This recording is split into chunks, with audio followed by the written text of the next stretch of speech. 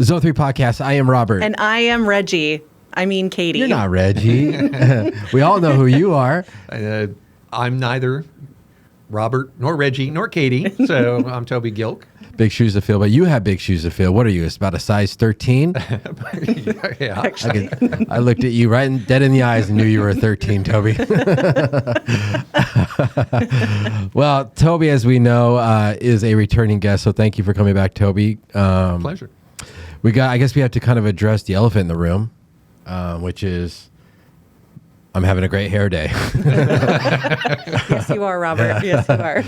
But also, Reggie isn't here. The reason why Reggie isn't here is Toby flew in last night, and while Toby was midair, we got a call from Reggie that he was having to deal with a family emergency. So Reggie is in Florida. We are in Arizona. Reggie won't be here for this episode, but at the end of the day, I'm the one that brings in the ratings. You guys know that.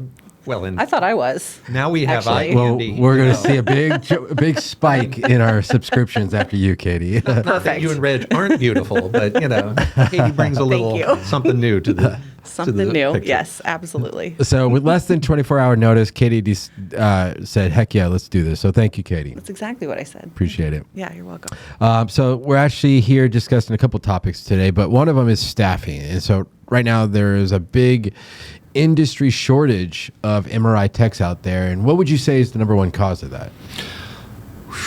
I think there are a bunch of causes, a bunch of contributing causes. I mean, if we look at how old is clinical MRI, in terms of its like popularization, right? In the 80s, is when clinical MRI really started to mushroom.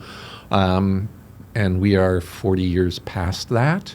And so people who got into MRI at the beginning of their rad tech careers in their early 20s plus 40 are there in their 60s now. Mm-hmm. And so part of this is just a natural loss of the folks who were sort of the OGs of MRI technology. Yeah. And so those people are reaching retirement age and are leaving the profession. And then you throw in COVID, right? And, MRI just took massive patient volume hits. I mean, the only thing in radiology that was getting business during COVID was CT and lung studies. Mm-hmm. All of the non-urgent MRI stuff essentially got pushed to the back burners, which meant laying off a bunch of MRI techs or dramatically scaling back their hours, right? And Forcing early retirements. I know. forcing early retirements or people just to switch. Shout out, Joel. Switch what kind of job they did, right? Maybe they stayed techs, but, switched from MR to CT or, God knows You what. would think during a national health crisis, international health crisis, that healthcare would be a pretty stable and secure position. But yeah, no, we lost a lot of staffing due to that. Well, actually, it's interesting because when I first got into MRI, or I shouldn't say MRI, radiology, because I first started in X-ray, I did a little bit of research on the occupation, and I first said, well, what is the market like? And what I saw was that it was a strong market as far as staffing goes, and security. And one of the contributing factors was that, as they said, is that due to the demographics of the occupation, there's a lot of people who are boomers and they're due to retire in a few years. And so that's happened now. And because of it, there's now a shortage of techs. And it's affected a lot of things, but I know at our current facility, they've kind of relaxed their position on requirements to get in. Like, I know when I first came to the hospital that Katie and I both work at, there was a requirement that you had to have 5 years experience. And now they're hiring people straight out of school. Right. And That haven't even taken their boards yet. Yeah. Mm-hmm. Yeah.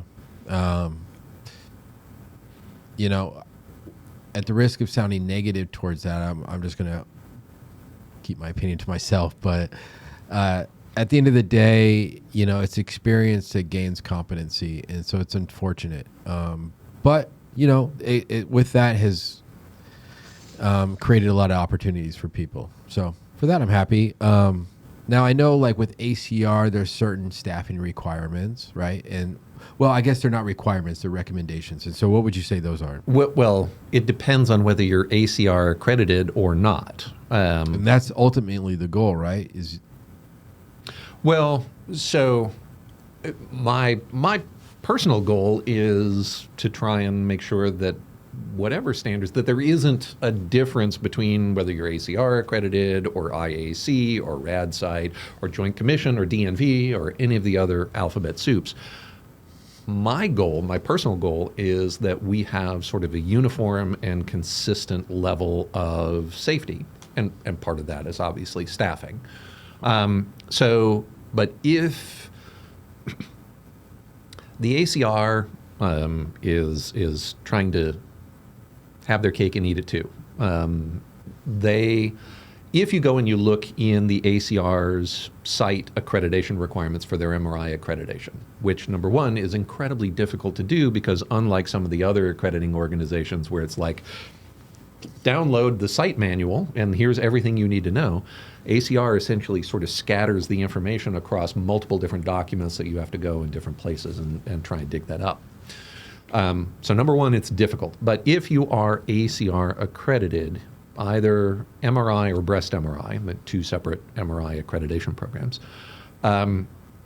in the modality supervising physician requirements for accreditation, it essentially says, and for those of you who don't know, the modality supervising physician is essentially the MD or DO who signs their name to the accreditation paperwork, right? The accreditation requirement says that that individual has to make sure that the site is following the ACR manual on MR safety, the safety practices that are identified there. The manual says you have to have the +1 staffing model, right? Which is the MR radiographer who is running the scanner, and then +1, you have to have another individual. Doesn't have to be a radiographer, can be a tech aide or something, but it has to be another MR safety trained individual so that the radiographer is never just one-on-one with the patient, that there's always at least one backup. And the reason that we've come to calling it the +1 model is because for hospitals that have 2 or 3 or 6 MRIs that share sort of a common zone 3 space, it's not that you have to have an extra person for every magnet, it's that you have to have an extra person for the zone 3 shared space, shared amongst different magnets, right? Mm-hmm. So if you have 3, 4, or 5 magnets sharing a common zone 3 space, you really only, complying with the ACR, you really only need one person in addition to the techs running each of the scanners present to be able to do that. So in the ACR's requirements for the modality supervising physician, it says, hey, doc, your obligation is to make sure that the site is complying with the ACR manual on MR safety, which includes the +1 staffing and a whole bunch of other really smart safety stuff. The ACR got a lot of pushback from members because the ACR is this weird two-headed organization, right? They are both a professional society representing the interests, professional financial interests of radiologists, and they're an accreditation organization. The two things really have nothing to do with one another. They just both happen to fall under the same name umbrella of the ACR. Well, because a good number of imaging centers are actually owned wholly or partially by radiologists, right? Mm-hmm. If we start tightening the screws on what the accreditation requirements are, if the ACR does that on their accreditation side, they're probably going to wind up working against the financial interests of some of the people on the membership side, right? So ACR starts getting a bunch of fussing from some of its members about, well, hey, this is going to be expensive. You're going to drive up my personnel, my operating costs, kind of thing. So they added a little parenthetical statement after you have to meet the criteria in the ACR manual. They added this parenthetical statement that says, oh, by the way, we won't actually check. Now, obviously, I'm paraphrasing it here, right. But they essentially said, we won't prospectively go in and make sure that you're following these criteria. We reserve the right to throw you under the bus if, God forbid, something bad happens, and we can attribute the bad thing that happened to the fact that you didn't follow the ACR manual. We reserve the right to come down on you like a ton of bricks. But we won't. It won't be prospective. It won't be protective, right? It'll just be punishment. It'll just be retribution if you don't do this. So it's not actually about preventing the accident. It's about reserving the right to wag their finger at the site if the accident happens. It's also weird that the requirements for safety aren't site requirements, right? So I'm more familiar with the hospital setting. And so in most hospitals, the radiologists aren't actually employees of the institution, right? The radiology group is a separate business entity that contracts with the hospital, right? So we have somebody from a separate business entity contracted to the hospital who is going to sign off that this individual, this radiologist, is responsible for making sure that the hospital follows all of the criteria, when the radiologist has no control over how the facility was designed and built and whether there are 4 zones. They have no control over who gets hired or fired in the technologist corps. They have no control over operational policies or procedures. They have no control over minimum safety training requirements for the technologist. So not only has the ACR made this requirement that they say, yeah, we won't prospectively check, the person that they put in charge of this, at least in sort of the most typical hospital setting, actually doesn't have any of the authority to control the safety aspects at the hospital. So Do they know what they're signing? To be honest with you, no, I don't think that they do. Right. I think that they are like, I have to put my name to a, accreditation application. Right. Right. They want to make sure that there's a physician associated with the practice of, MRI services. Mm-hmm. So I think they just sign on it and send it in, and that's probably the first, last, and only time that they think about what they've signed off on. Mm-hmm. I find it interesting that they claim that ACR is willing to say a facility is ACR accredited or in compliance with the recommendations, but at the same time, but also in the same breath, willing to throw them under the bus in the event of an issue, an event of some sort. Yeah, and I have a long and storied history of calling out the ACR, but to be fair, this is not an ACR problem. This is a problem with all of the accrediting organizations. It's almost like they found a loophole or something, like fine print. Well, so why do we get accreditation, right? Why do we jump through these flaming hoops of bureaucracy? It's about litigation. It's about reimbursement. Or liability. Oh, really? It's if you want to get paid by CMS for care that you deliver to Medicare, Medicaid, or TRICARE patients, you have to be accredited. On the hospital side, you have to have enterprise level accreditation, Joint Commission, DNV, one of those groups. If you are an outpatient imaging center, you have to have modality level accreditation, ACR, IAC, RadSite. So if you want access to the revenue from those patients, you pretty much have to get accreditation.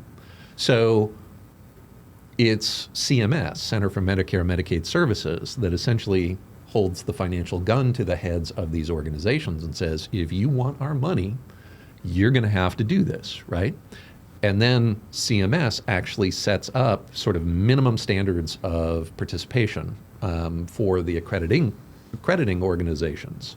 And there's sort of like a minimal nominal list of, your accreditation has to make sure that whatever happens, right? Mm-hmm.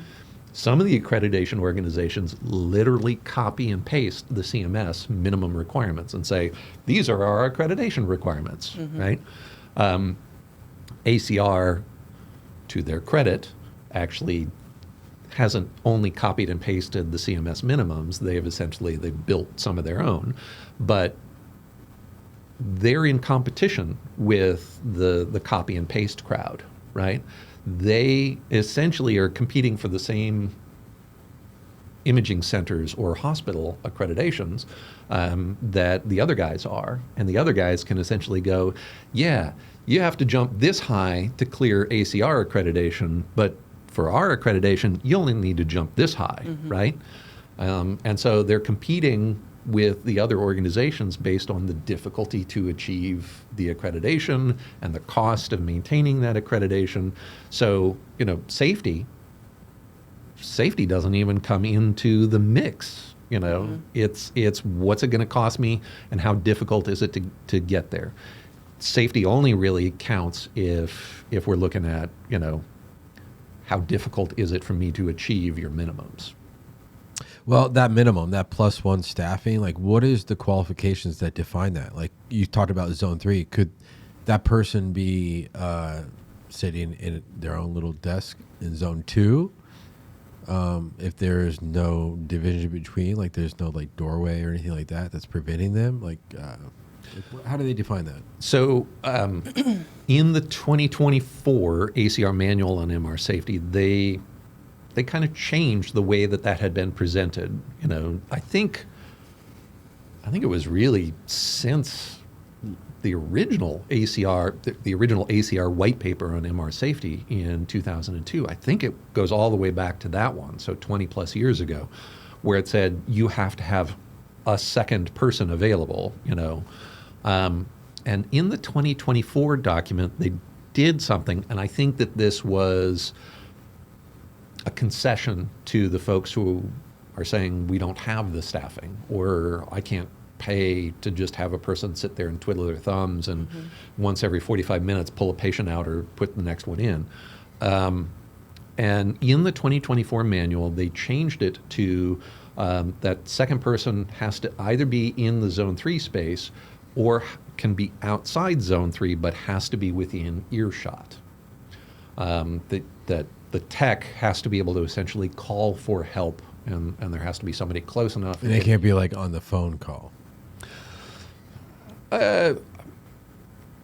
So the 2024 manual really sort of stops there. I mean, it essentially says within earshot. And it doesn't really go into any detail about what that means or what constrains that. Does that mean you can't be on the phone? Does that mean you can't leave the space to go to the bathroom, which is no longer in earshot? The manual, the 2024 manual essentially says, within earshot, and that's the only thing that they say about it. So it becomes really kind of a question of, number one, interpretation, number two, implementation, to try and figure out how the heck we do this, right? What layout or design? And you sort of suggested a space that has not very robust division between zone 2 and zone 3 that we can essentially talk back and forth. That begins to kind of run counter to what a lot of the design requirements are for like locked doors between your zone 2 and zone 3. So do we erode that physical barrier to make it easier to have contact back and forth? Do we just have, sort of a bank teller window kind of thing that we can talk through but isn't a way for people to get in and out of the space? Or do we look at some of the tools, communications mechanisms that are available to kind of facilitate that communication across a barrier? Okay, so what would you say was the initial cause for, how often are the revisions made to the manual? I'm curious. Whenever the hell they want to. And historically, like, what have you found as a pattern? So it was 2002, 4, 7, 13, 20, and 24. So on average, it's that about every 3 to 4 years is probably, the average update for the manual. So the last one came out in 2024. Well, because we know MRI it's not stagnant, right? So it's always evolving. And so I imagine with that, so with the manual. Yeah. I mean, that's that has been the goal, is to try and make sure that it's. Do you feel that's adequate, or there should be more revisions made more frequently, or? I think, a 3 to 4 year kind of revision cycle is probably on par with, significant major changes in practice. So I was actually on the ACR's MRI Safety Committee when nephrogenic systemic fibrosis blew up in 2006. And the document that is the 2007 guidance document on safe MR practices was originally slated to be published in 2006. And then NSF blew up.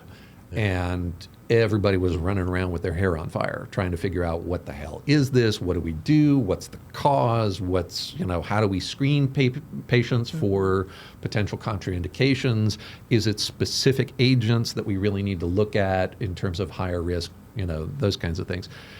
And 2006, everybody was running around like crazy people, trying to figure out what this was. And I don't mean to suggest, it was just panic in the streets, but it was a global concerted effort to try and figure out. It was on 60 Minutes. Oh, it was on everything. Yeah. Who was the face of that kind of initially? Probably Dr. Canal. Oh, I was going to say Chuck Norris's wife. Oh, well, yeah. This is when we would say our favorite Chuck Norris joke. Go ahead. Can I say mine? Yeah, go ahead. I don't think I have two to tie for first. So. Okay, well, then I'll borrow one of yours. Okay, so Chuck Norris, 9 out of 10 dentists recommend his dentist. Love that one. And then also, Chuck Norris knows where Carmen Sandiego is. You gotta be a little bit older to appreciate that one. All right, your turn. Go. Well, I'm going to borrow one of yours because I don't think I have a favorite Chuck Norris story. That was a thing back a few years ago. No, you should have prepared me for that. All right. So you said the manual first addressed this +1 staffing thing, a model back in 2002. Was there an event that caused their belief in the necessity of like qualifying precautions? Well, I mean, the whole, what we now call the ACR Manual on MR safety, originally published as the white paper on MR safety, really came about because of the Colombini accident. And there were 2 technologists on staff for the Colombini accident. They both essentially went into the equipment room and were acoustically cut off from everything else that happened in that space. But what was the purpose of going in the equipment room? So the hospital built an MRI addition, and instead of extending the med gas that came from the hospital into the MRI addition when they designed it and built it, this appears to have been in violation of the hospital design and construction standards. Instead of extending the med gas from the hospital, they just put a bulk cylinder in the equipment room and then ran a little pipe through the wall, little waveguide, into the magnet room. But the problem with that was, unlike the hospital main system that has pressure alarms, and if something goes wrong, plant ops and engineering come running and screaming and trying to fix the problem, right? If the tank runs dry, nobody knows about it, right? And so the Colombini accident, one of the several sort of contributing causes to that was that they had this tank in the equipment room that ran dry while the boy is on a nasal cannula, and his pulse ox starts dropping like a stone. And so the tech who was to have run his scan, this is all before the scan actually starts. They're getting him positioned on the table. They were doing a brain, right? He was straight out of OR. Or was he pre-op or post-op? This was post-op. He had a pre-op MR. This was the post-op MR. This is essentially the baseline before he gets discharged. Right? This is just to kind of paint the picture, this is a 9-year-old boy or something like that? 6-year-old boy. Okay. Yeah, so this is in the summer of 2001. The accident occurred at Westchester Medical Center, Westchester County Hospital in Westchester County is just outside of New York City. And the boy slipped and fell on the playground, hit his head. They thought he had a concussion. They did a CT scan. CT scan revealed an astrocytoma. which, had he been old enough for it to be symptomatic, would have been too late to do anything about it, and he would have died from this brain tumor. So this is like the most amazing gift from God, that, you know, this young boy with a terminal brain tumor is discovered early enough. So the original CT was done at like the local community hospital. They didn't have neurosurgery, so they switched him to the county hospital, Westchester Medical Center. Has the surgery. They're confident they got the full margins of the tumor. This kid's going to live a long, healthy life. Before they discharge him, they're going to need to monitor his, for recurrence. And 6-year-old kid, you're not going to want to be doing CTs on this kid, every 6 months for the next 10 years. So they're going to do MR. So he's had the good fortune to have this brain tumor discovered. He's had the brain surgery. They feel very confident about the results of the surgery. Kid's going to be discharged. He's done with his hospital experience. He wants out, right? And they're like, we got to do this one last thing before we let you go. He's a 6-year-old kid. He is beyond his limits to kind of cope with this. So they sedate him. He pushes through the sedation. So they sedate him again. He's on the table, and they've got the nasal cannula on. They're coming with the top half of the head coil, coming down over his face, and he pushes through the second dose of sedative. They give him a third dose of sedative. Do you happen to know, just because I'm curious, was this propofol? Versed, I think. Okay. So they get him situated, and the tech who is helping to position him and all that goes back around to the console and setting up to do the pre-scan. And the anesthesiologist who's in the room with the boy monitoring his pulse ox, the pulse ox just starts dropping. And the anesthesiologist runs over to the wall outlet, the little, valve, how many liters of oxygen are being delivered. And the little green floaty ball is not floating. It's resting in the bottom of the glass, right? No oxygen is being delivered to this kid, and his pulse oxygen. And that's dropping. room air, like room oxygen, or was that to a tank? So this was the one that essentially went through the wall into the equipment room where the tank was, right? Okay. This is the first time this anesthesiologist has ever been in this MRI department. Yeah. So the only thing he knows is that the oxygen's not flowing, and that his patient is beginning to desat. So he goes and knocks on the window to grab the attention of the tech who was about to start the study. Get me some oxygen. Get me some oxygen, right? And the tech, who was a relatively new hire, knew that there was something weird about the oxygen going into that room, but didn't know what. And so she went to the other tech who was on duty at the time, who had been there for a couple of years, I think, and said, oxygen's not working, the anesthesiologist is pitching a fit, and he's like, well, if you don't know, this is a good time for me to teach you how we swap the cylinders. And so the two of them go together into the equipment room where they have to wrestle these, large full-size cylinders and, disconnect the regulator from the dry cylinder and roll it out of the way, and then roll, a full cylinder into place and take the top cap off, put the regulator on, wrench everything down. So they're doing that while the boy is desatting. And the anesthesiologist is becoming more and more and more worked up. And he's yelling, thinking that the techs can hear him. But inside the equipment room, they're essentially cone of silence. They don't hear anything that's happening outside the room. Mm-hmm. So the anesthesiologist is yelling, assuming that they are hearing him. They're not. A nurse who left something because she accompanied a patient earlier in the day, she left a chart or she left something there, and she came back to retrieve it. And she hears the anesthesiologist yelling, my patient's desatting, I need oxygen. And she remembers when she was down earlier with a patient that she had seen some portable cylinders in this little induction alcove directly across the corridor from the magnet room. And so she goes and picks up one of these portable cylinders, and the anesthesiologist is essentially standing in the open door of the magnet room, trying to yell out, trying to figure out where the techs are. Mm-hmm. And the nurse hands him this cylinder, and he turns around, take 2 steps into the room, and the the cylinder goes flying, because it was not an MR conditional cylinder. It was a steel cylinder. It goes flying into the bore and hits the boy. Was it a 1.5? Yes. Yeah, it was a 1.5.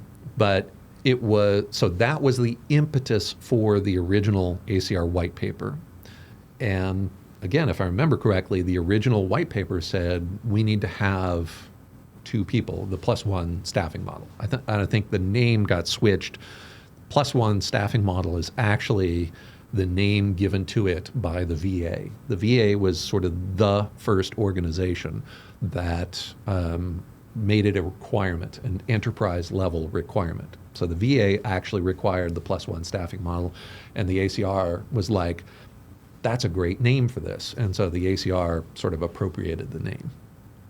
I'm sitting here kind of thinking, like, it's kind of amazing that nothing really happened from like the 80s to when this incident happened that warranted starting something like that sooner. It's a long stretch of time. It really is. Yeah.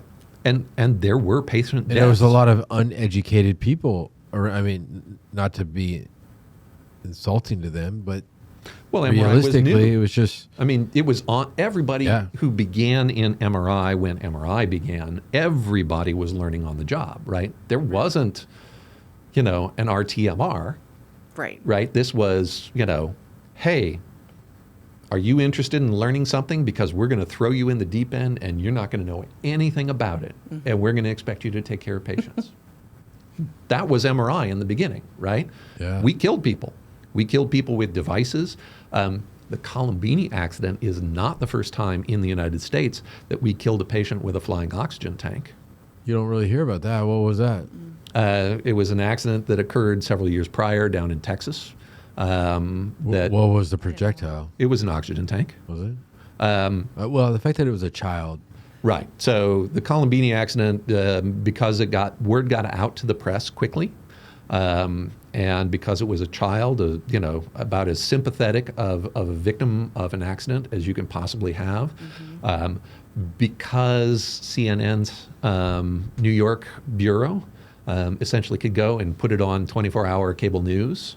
The Colombini accident, despite the fact that there's really not anything terribly unique about what led up to that accident, right?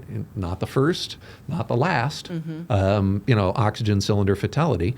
That's the one that got media attention and is the one that really sort of drove a lot of the changes, the staffing changes, the process changes, or at least the development of standards that say these are the changes that we should really implement.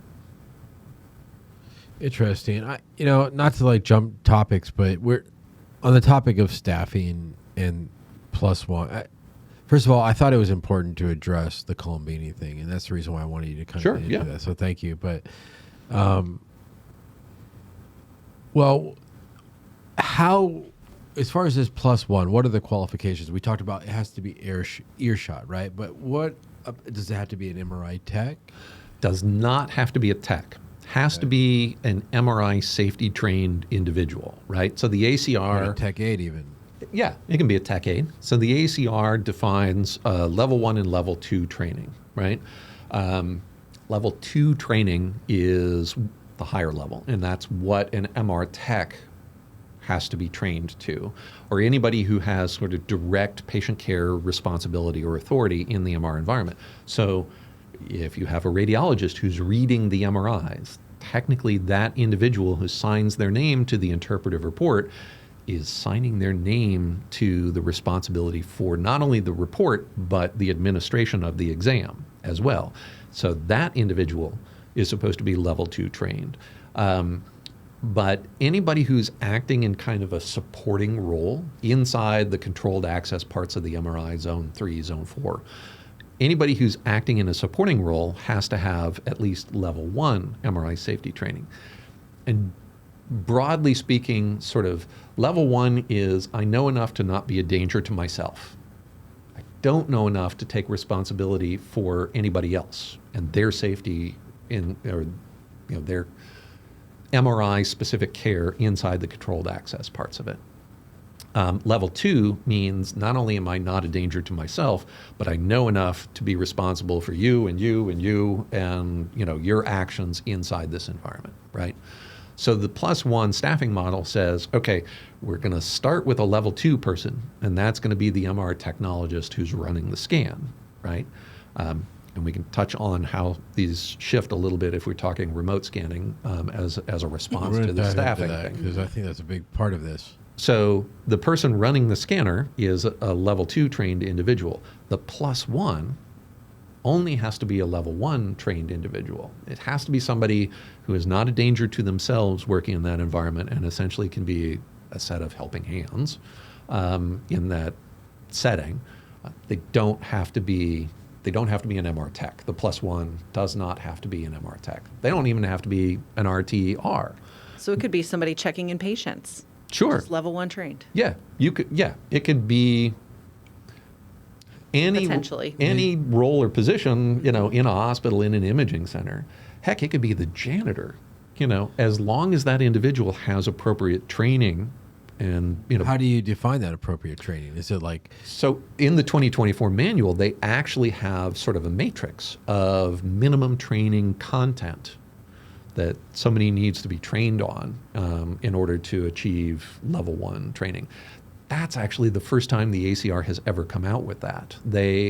For years and years and years, they said there's level 1 training, there's level 2 training. And if people said, well, what's in level 1 and how is level 2 different? The ACR was like, we don't know, figure it out. Good luck. Yeah.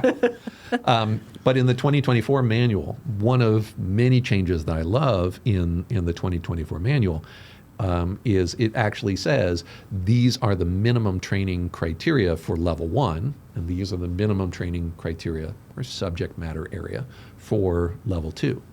Well, what's great is we have Katie here today, and she does those trainings. That is true. So if you would, Katie, like a level 1 training, like kind of just a brief description of what that might include. Something that we do, we have like a checklist that we go through when we're training someone level 1. So a lot of times that's like the maintenance guys that may come in, or like housekeeper people, people like that work within the hospital that just need to come in and maybe do a job and then leave, but they're responsible just basically for themselves.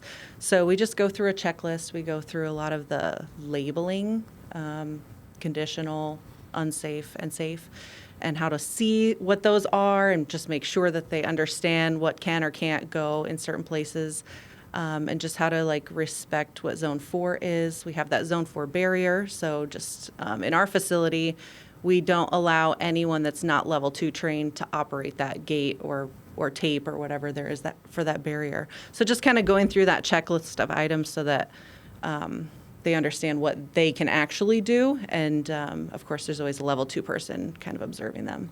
Do you use any kind of visual aids to show them that? I mean, we can say the magnet's always on, and we could tell them, hey, that thing in the room is a strong magnet, but do you do anything to help demonstrate that? Yeah, the facility that we're at, we do a demonstration. We have a couple items that we use. We have a little piece of chain that's attached to a rope. And so we actually allow them just wrap that around your wrist and slowly go towards the scanner, and everyone oohs and ahs. And especially some of those, we're getting some new techs, like you were saying, at our facility that are new to MRI, and they've only done some training and they haven't experienced kind of that feeling of the pull of the magnet. So I'm even seeing some of those people like, oh, wow. And then the second item we'll do is some steel wool wrapped in a pillowcase. So you kind of grab on with both hands. You can kind of turn it and stuff like that. So that you appreciate what they kind torque of, is. Absolutely. Yeah. And then the last thing that we do is I like to look at all the people that are maybe in that little class and find the one that looks the most scared. And I'll hand them the steel wool and I'll ask them to set it down at the end of the table. And they're like, are you sure? And they're very nervous. And it flies in, and then they're very scared. But really, it makes an impact on these people, and they remember, and it kind of helps them to kind of understand, like, what that actually is. Because they don't understand it. Like you say, magnets on, okay, prove it, So it kind of gives that. But it is kind of fun to do some of those trainings, yeah. And I assume it's the same at most facilities, but at our facility, we do annual training. So like the staff hospital wide are sent like an MRI quiz that they're meant to kind of fill out and with a module and stuff like that. And it explains, and they really emphasize the fact that the magnet's always on, right? And there's a difference because I think the mistake that a lot of people make, I see it in patients all the time. I see it in staffing that's unfamiliar with the environment, where they think that MRI is so black and white. And I'm like, like, but I have earrings in, or but I have this titanium, like I had a knee replacement. What is that? Right. Am I allowed to go in the room? And I always tell them it's not, MRI is not black and white. It's just shades of gray, and there's lots of shades. And there's so many factors that we consider. It's not just that you have metal. It's how long have you had the metal for? Where's the metal? What kind of metal is it? What are we scanning? These sort of things. So it helps that there's annual training that helps to kind of emphasize that. Right. Yeah. And actually, believe it or not, we have our level 2 techs that are also meant to take annual training too, which is interesting to me. But it was 69 questions and I got 68 out of 69. I missed one. How do I miss one? I don't know. missed one. I usually pass it somehow. I don't know. It was like, somebody's like, oh, that's really good. I'm surprised you did that well. I'm like, I'm surprised I didn't get 100%. All of us should be getting 100%, but I did not get 100%. There was probably a trick question. Thank you. Thank you. You're welcome. And it was one of those, like, is it one and is it A and B? Is it A, C, and B? Is it, I'm like, I know for sure it's A, but whatever. I have a question about the staffing. There's a lot of hospitals, and I've worked at them too, kind of smaller places that don't have the overnight staffing.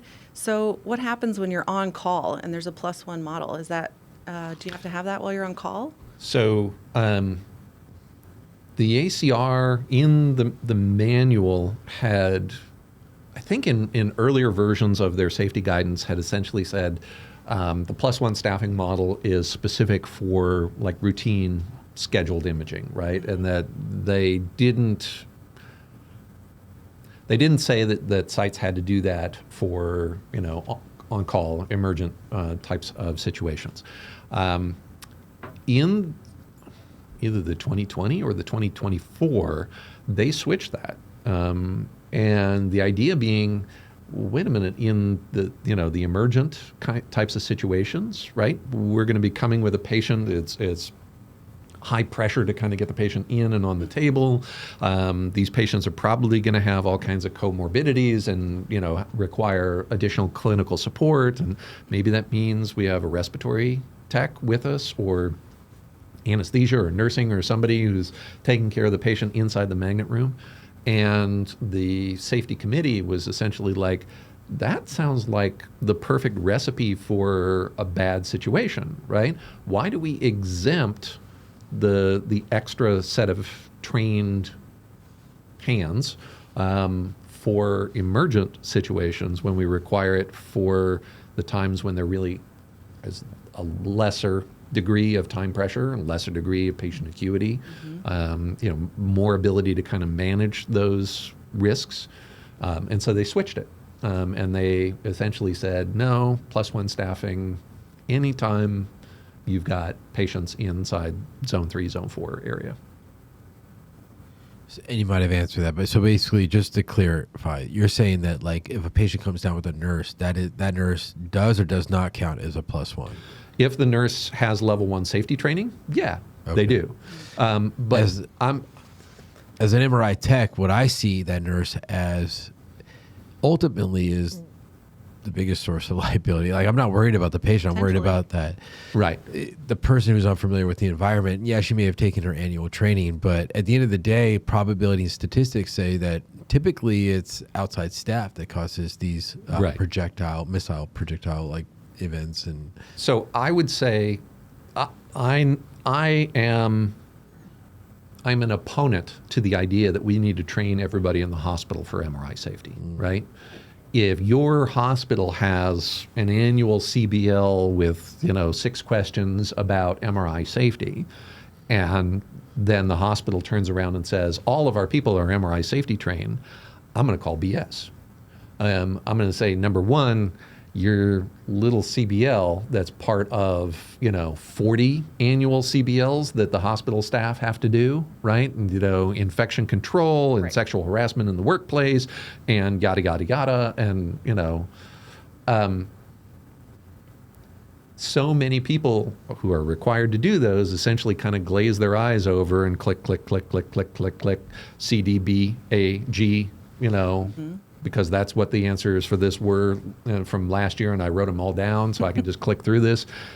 Because nobody reduced my patient load, nobody reduced my work expectations for the day that I have to complete all these CBLs, right? Right. So we don't actually take the CBLs seriously. The institutions don't, the individuals don't, right? So I disagree with the idea that we're going to train everybody in the hospital for MRI safety, right? If a facility feels like they need to do something for all staff relative to MRI risk, do a risk training, not a safety training, right? Essentially scare the living bejesus out of them, right? You have no business going there. And if, for some reason, you do have business going there, you don't do anything unilaterally.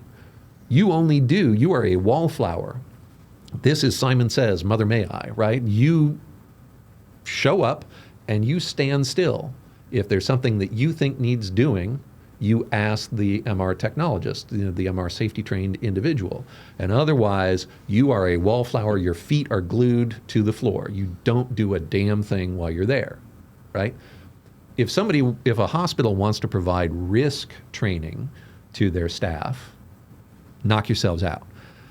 But I have been to facilities where I have been told, I've come in as sort of the safety assessor for the facility, and I've had people in radiology, straight up directors of radiology, tell me, oh no, everybody in this hospital is level 1 trained, and I am like, you have serious problems.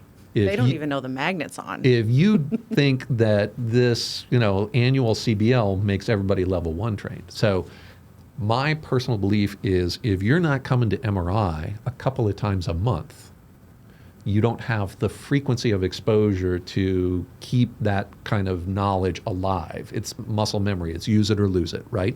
If you're not using it, you are in the process of losing it, right?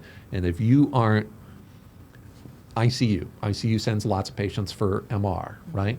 If I get a different nurse coming down with each and every patient, I'm going to treat them all as if they are, no intended insult to nurses, but I'm going to treat them all as if they are complete morons with respect to MRI safety, right? If ICU says, hey, we have these 2, 3, 6 dedicated nurses who are responsible for transporting patients down to MR, and they are going to, continuously kind of re-expose themselves and undergo the training and understand why we train what we train, right? All right, thumbs up. You can be a level 1 designated individual because you have sort of regular recurring work inside the MRI department. It's the ones who come down once or twice, who the Colombini accident. The anesthesiologist had been to MRI departments in other hospitals, right? So he thought he knew what he was doing in MRI. Mm-hmm. He had never been to this department before. He didn't know that the cylinders that were directly across the doorway from the MRI room were ferrous, right? So it's a little bit of knowledge is a dangerous thing. I was going to say the scariest people are the ones that think they know. Exactly. It's the ones that know they don't know and they're like scared. Those are the ones you don't have to really worry about as much. And they, Exactly. if anything, you're trying to reassure them. But it's the ones like, I'm down here all the time, I know. And it's like, right. No, you don't. Exactly. Yeah. A lot of times it's funny because these same nurses will clear a patient like, their earrings are fine. I'm like, what? Who are you? Right. Exactly. All right. Well, on the topic of staffing, obviously, remote scanning is a big topic nowadays, right? We're in 2025. And how have they addressed remote scanning ACR in terms of staffing?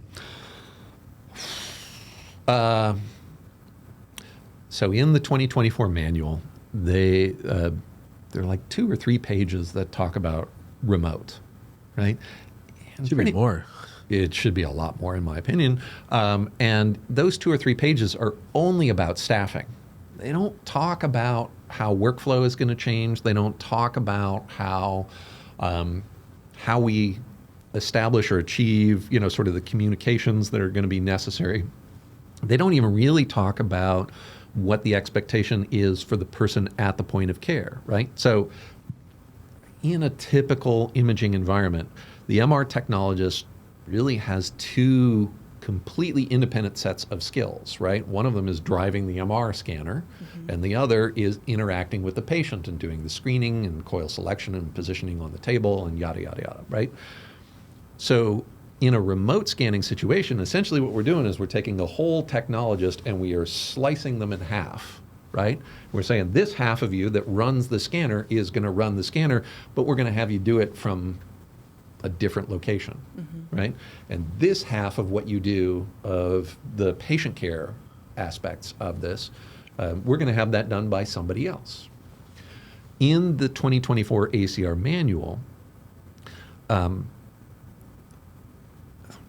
this is an example of how I think their heart was in the right place, but their head was absolutely in the wrong place, right? So they essentially said that. You just described my dating history. So the ACR said the person who knows how to run the scanner is an RTMR. So an RTMR should be running the scanner wherever that remote scanning location is. It's being run by an RTMR, right? And the person who knows how to take care of patients at the point of care is an RTMR. So we're going to have an RTMR at the point of care. And it's like the whole reason that remote scanning is at minimum a reality, at most a necessity, is because in many, many places in the country, we don't have enough RTMRs to have 1 per scanner. And now you want us to have 2 or 1 and a fraction, depending on how many scanners simultaneously the remote person is operating. So this flies in the face of reality of how many people we actually have. Now, the ACR in the document says something really kind of interesting. So after they lay out their whole, well, you have to have an RTMR here and you have to have an RTMR there, after they say all that, there's not really a disclaimer, but there's essentially sort of, here's what we were thinking kind of statement. And it essentially says, our whole staffing recommendation is based on the existing roles and definitions, right? That who, besides an RTMR, is trained on patient point of care safety. Your second person. Yeah, but we don't acknowledge there isn't a credential, there isn't, like a formal recognized job title of somebody who isn't an RTMR who can do this role, right? Right. So, and I acknowledge that is 100% correct, what the ACR said. But the whole idea of remote scanning is we're flipping tables here, right? We are totally changing the way that we look at workflow in terms of patient care. And for the ACR MR Safety Committee to go, yeah, but the only people who are defined at having this knowledge are these people, right? And it's like everything around you is getting blown up and you're clinging to this one definition, right?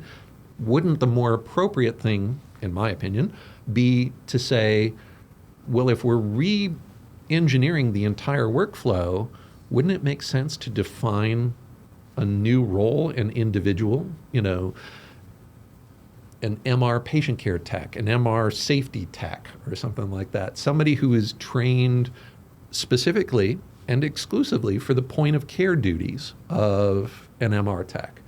And they don't necessarily need to have any training on running the scanner. I think if we're putting Alpha Remote is kind of working towards something like that. I've talked to Pete. Yeah, so there are a bunch of organizations that are out there right now who are essentially Alpha RT has a really great sort of tech aide program And their tech aid program was originally sort of built around the idea of, point of care scanning, right? And we just need to have people who aren't rad techs or aren't RTMRs to be able to really support the RTMR and for the purposes of efficiency and throughput, and management of people trained to work in that environment. Then when remote scanning came around, I think their Alpha is in the process of essentially trying to morph their tech aid training program to look at, okay, what additional knowledge or roles or responsibilities are really appropriate, if we take the RTMR and we essentially pull them out of the equation altogether. What additional things do we need this individual to know? The ABMRS is right now looking at, so the ABMRS currently has the MR Medical Director, MRMD, MR Safety Officer, MRSO, and MRSE Safety Expert credentials. They are looking at an MR Safety Tech that would essentially be a credential for this tech aid, patient care tech kind of role, essentially saying you have demonstrated that you have the effective MR safety knowledge, not necessarily, testing you on positioning or coil selection or anything like that. There will be other aspects of the job that will sort of fall outside that credential, but the ABMRS is now actively looking at beginning to define at least the safety pieces of this. My assumption is the career path for these tech aides that are certified, right, that you're talking about, is that they're one day going to be an MR tech. That's and this is in great. my mind, that's resume, a hope. yeah, experience. I mean, right now, how do you get to be an MR tech, right? Well, the conventional path, your path, is we start out in X-ray, and we get interested in cross-section, so we go to CT, right? And once we have cross-sectional anatomy down, MRI pays a little better than CT. I'll go, cross-train to MR, right? Everything is essentially, going from RTR to RTCT to RTMR, and we sort of follow that career development path, right? If you're not in radiography, how do you get to be an MR tech, right? And I think if we had sort of a structured role of, the tech aid, the point of care tech, whatever the nomenclature, and there's so much argumentation over just what we're naming these people, half of the energy of the whole discussion is, well, I don't like that name. Okay, fine. Call them purple rhinoceroses for all I care. But, let's identify what we want these people to do and what skills we expect them to have. But I think these individuals, and if we essentially train them for half of the skill set that a point of care scanning MR tech would be expected to have, we've gotten them halfway towards, being RTMR. Now, like I described before, when we were essentially cutting our MR tech in half, right? These are independent skill sets. Nobody needs to understand Fourier transform to be able to do a screening form evaluation, right? So if we have this tech aid person and they want to become an MR tech, more power to them. They're still going to have a boatload of knowledge that they're going to have to stuff into their heads. And they're going to have to understand pulse sequences and the physics behind MR and all kinds of stuff that they didn't learn for their point of care job. But they will have half of the body of knowledge that an RTMR really needs to have. They will have that jump start. And it would be my hope, my expectation, that we would look at those individuals and encourage them, on a career ladder to become rad Or techs. even recruit them from MR schools. Sure, absolutely. I think that would probably be the best opportunity. I know that when I was in X-ray school, I actually was offered an opportunity to be a transporter. And so it was just kind of an entry-level thing that helped me gain, patient care experience and helped to build a resume. And Yeah, so absolutely. Does that how does that affect with ARMRIT? Is there any concern with RTMR? Because I know nowadays they actually can sit for the ARRT, right? Right. So I know that ARMRIT allows you to go direct to MR Tech, and I understand that there's an ARRT sort of direct pathway now for MR, which I'm pleased about. There are any healthcare experience, transport tech, and just understanding how to interact with patients when they're having the worst day of their life. Those kind of interpersonal, soft skills, all of that stuff is really valuable to a technologist. So one of the complaints that I've heard about sort of direct pathway trained MR techs is that, for better or for worse, if you come up through conventional plain film radiography through CT to MR, by the time you get to MR, you've been trained on all of those soft skill kinds of things, right? A bit more well-rounded, yeah. Right. So we have people who are coming into MR with the direct pathways who really just don't have that learn-on-the-job experience with the other skills associated with it, which means they're going to have more learning on the job to do, which any sort of first job in a new role, you're going to have that, right? So is it harder for the institution, for the employer, with those first-time hires who come as sort of direct trained to MR? Yeah. Those people are going to not have a bunch of experience or skills that people who've kind of worked up through the ranks have had. After that person has been in MR for 2, 3, 5 years, would I expect there to be a significant difference between that individual and somebody who came up through the ranks and has been in MR for 2, 3, 5 years? No, probably not. Not a huge one. So we just got to recognize that there are pros and cons associated with the different pathways to get there. But in general, I think that the direct pathway stuff is really good because how much radiation biology do you guys need on a day-to-day basis, right? And how much time did you spend studying radiation biology, right? How much time, energy, brain space does, the manipulations of exposure, still occupy in your head? And yet that's worthless information on the MR side of this. Well, and we started the conversation saying that we need more techs anyway. So if we can get them direct pathway in, let's go. Right? Exactly, right. So I think that there's so many shifts in the workplace, in the workforce available today. ASRT came out with their white paper a year or so ago that essentially said we're screwed. They were much more eloquent than that in their thing, essentially saying we've got shortages all across the country, and the shortages are worse in the advanced modalities. Robert, you talked about how, when you came into radiology, one of the things you were looking at is job security, of this.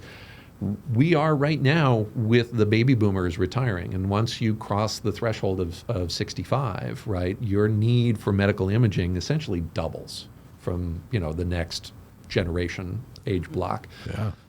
And so we're having this massive population move into their senior years where they're going to need more medical imaging. The demand for imaging is not going down anytime soon, right? Demand for imaging is going up. Seems like at our facility, it's up 10% every year, 10 to 20% even. The U.S. sort of historic trends have been, over the last 20 plus years or so, other than the disruptions kind of caused by COVID, we've been looking at 3.5%, 4% annualized growth in MRI procedure volumes every year in the United States for the last few decades, right? With the exception of COVID disruptions. But that's been sort of the trend, is this slow and steady continuous advancement. So we have unprecedented fleeing from the workforce of our most senior techs. We have, the COVID contractions that essentially pushed more people out, We have increases in patient care demands, just population based on all of this. We have created this kind of perfect storm. We have got to take a look at different ways that we can try and meet contemporary patient care needs. I have a friend who is, she's now director, manager of an MR service. But during COVID, she was sort of the senior MR tech at her facility. And that hospital that she worked at had a 3T that was installed just before COVID hit. And this brand new, freshly installed magnet sat mothballed through COVID, and then for a year or more after, sort of the COVID disruptions, because they just didn't have enough staff to run their older magnets plus the newer one. And the newer one, because the radiology department was already kind of filled up, they had to build it kind of away from everything, and it was just going to be more disruptive to use the new magnet in terms of getting staff and patients there. So they just left this brand new magnet. Hopefully they were building protocols. Sitting empty for, years. Wow. Initially because there weren't patients during COVID, but then even after the patient volume recovered, they didn't have staff. They couldn't staff a brand new magnet. Wow. So today, we have problems that we can't meet the needs of the demands of imaging. And the number one reason that we can't meet the contemporary demands is we don't have MR techs in the right numbers in the right places. And so we've got to find some of these solutions. Mm-hmm. I think remote is a solution right now that is all being done on the down low. The sites that are doing remote. There's so much resistance. I get so many messages from people. Yeah. Well, I'm of the opinion that if we take our technologist and we're slicing them in half, right, and we're essentially having two people do the job of one MR technologist, in theory, if we staff correctly and we make sure that the person who's at the point of care actually has the knowledge and the skills that are necessary for point of care, we can actually create safer environments for patient care. Is that what's being done now? I was going to say, is that in reality? I don't know, because it seems like that one person is probably jumping from room to room. Well, you would still need the +1 staffing model, right? You would still need to have... That'd be that one person. Well, but the remote tech doesn't count anymore because they're not there. Oh. It's +1 at the point of care. Yeah. So you would need to have essentially a tech aide and then a floater tech aide, a level 2 trained tech aide, and then you could have a floater, level 1 aide person. I guess just based on hourly rates of pay, right? So that's the purpose of the institution pursuing remote scanning, is because even though staffing might be even more now with remote scanning, right, they're still able to pay less. Right, because wage rates for a tech aide, even a level 2 tech aide, are going to be lower than wage rates for an MR tech. And so if you can have an MR tech who is able to, because they're working remotely and they can work across multiple different magnets, mm-hmm, if that one tech can essentially accomplish 2 times, 3 times the number of studies that they would sitting at one console, because they're working across multiple different magnets or different sites, right? So now you have that fraction of an MR tech, right? I'm not paying a full MR tech salary to run one magnet. I'm paying a half or a third of that MR tech salary, right? The numbers game, yeah. And then I can pay, a level 2 and a level 1 MR tech aide, right? I can pay them and get them certified as a level 2 within one afternoon. Exactly, right. Yeah. So I can get somebody up to sort of level 2 knowledge in a day, right? Whereas if I'm getting an MR tech and I'm getting them trained for that, that's months of getting them trained. So yeah, it absolutely is a numbers game, but that's kind of what we're facing. We're facing a numbers shortage right now. We got to play numbers games if we want to try and meet the contemporary demand. So we got to look at different tools. We got to look at, if you're at a site that simply doesn't have the staffing, won't assign the staffing, right? And we're doing this, within earshot kind of thing, figure out exactly how you're doing that, right? Figure out whether that's the window in the wall, the bank teller kind of thing, and the person right there, or they have these like voice activated systems. Sound imaging room alert system, essentially is a voice activated kind of thing that you can program it to call out to whoever it needs to call out to. So you can do it with technology. You can do it, old school with, shouting real loud so they hear you in the next room, if that works. So we need to look at stuff like that. We need to look at remote scanning. We need to look at, if we're doing remote scanning and we don't want to compromise safety at the point of care, which I would argue you have to tackle both of those at once, because the sites that I'm aware of that have done the first have not necessarily followed up real strong on the second piece of this, right? And we need to have some effective, meaningful minimum standards about the point of care folks. And that needs to be built, and that needs to be sort of institutionalized, and we need to take a look at that. There are things that we can do to sort of address the shortfall of MR techs.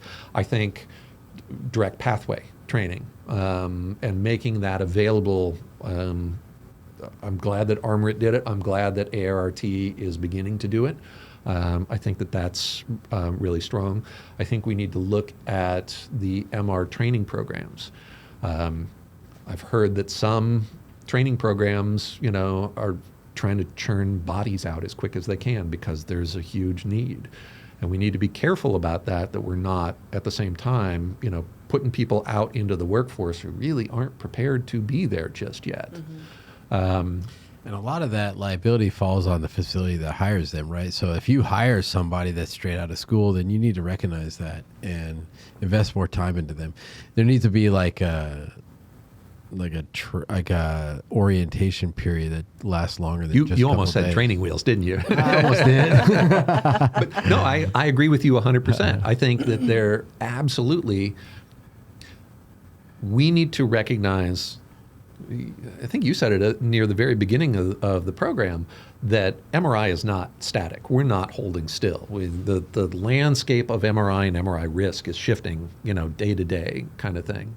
And the notion that, somebody's going to step out of an MR training program and we can like slap them on a third shift, unsupervised by themselves and have them take care of critically ill inpatients, that's just ludicrous. I mean, that's just insanity. That's where these people end up, too, because they're the less desired shifts. Exactly. And people coming in, that's where they end up. So we need to, the institutions, because they hold sort of the liability for, the performance of these people, the institutions need to have, apprenticeships and training wheel programs kind of thing. And it's like, I recognize that, you may have the alphabets after your name, but that doesn't necessarily mean that you are, 100% for the job duties that we're going to expect of you.